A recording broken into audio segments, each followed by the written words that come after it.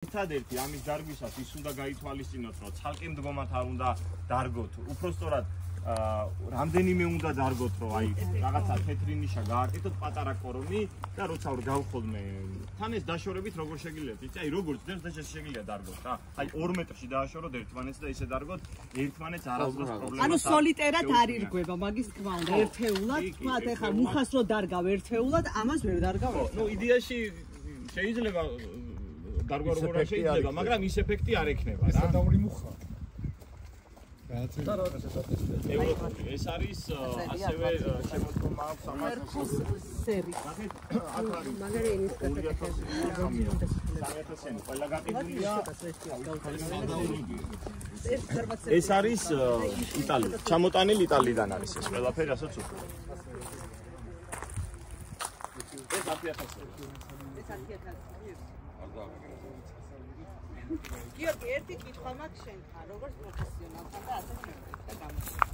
როცა გადადის ღია ფერთა სისტემაში და აი ამას არ ვშლით. ამას ნახეთ. ანუ რაღაცა მომენტში, ვიდა რომ დავამატ, არა, ეს არის ჭილოფი, მე რეაქეთ. ანუ იყო ვერსიები იმაზე, რომ აი არაუშავს ნიადაგში გაიწოვება და გადავიტანთ და ნიადაგში უნდა ეს აიჭრა. რამდენჯერ მოხდა ისეთი არ დაიწყო და ხშირად დაიწყო რაღაც ორი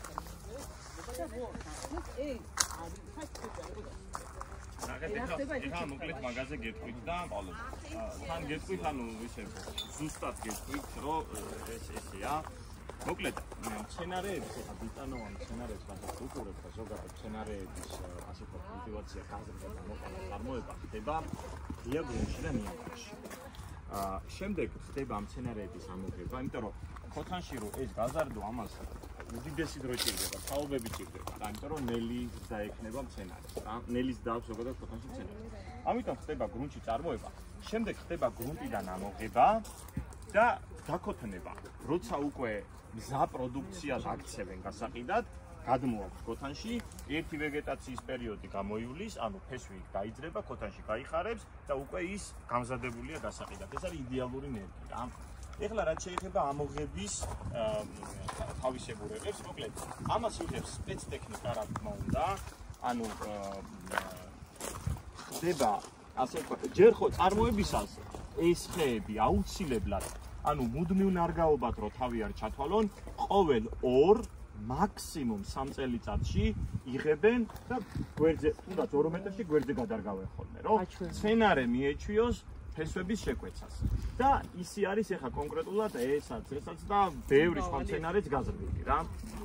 ანუ ამის შემდეგ რა ხდება, როდესაც ამოღება ხდება ამ მცენარის, არის უკვე რომ ქოთანით ფიზიკურად ცით ზომების აღარ არსებობს, ამას ეხა 1000 ლიტრიან ქოთანშიდაც ვერ ჩარგავ 1000 ქოთანში, ამიტომ აი ესეთი ეარფოთად დევს ესე როგორც არის შეკრული კომპლექტი.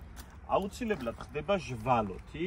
მე ხა არ ვიცი, ვთქვათ, ვინ როგორ იღებს ეხლა იქ ზოგი კომპანია აკეთებს, ვთქვათ, ეკონომიას და იყენებს ისეთ მატერიალს, რომელიც შეიძლება არ იყოს ისეთი ხარისხიანი, ანუ ხარისხიანობა იგულისხმება იმაში, რომ ეს მარტივად ხნადი უნდა იყოს, ასე ვთქვათ, ნიადაგში. ეს დანარჩენი კიდე რკინადეს ერთ პრობლემას არ წარმოადგენს, რა. ესე იგი, ხდება ამოღებისას შემოხმება, რომ ხომი არ დაიცალოს, არ ჩამოიცალოს ეს მიწა და ხდება ამით დაფიქსირება, რომ არ მოირყეს, ასე ვთქვათ, შიგნით ფესვთა სისტემაში.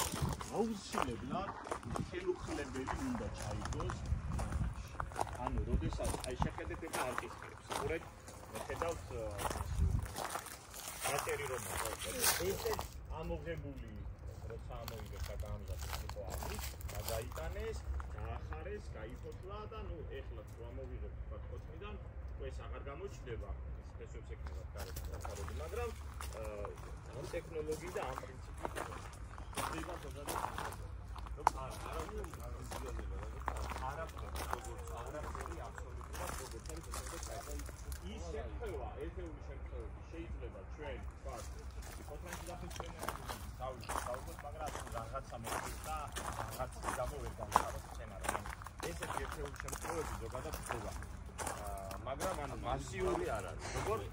ხო, ანუ ამას რომ დავაბრუნოთ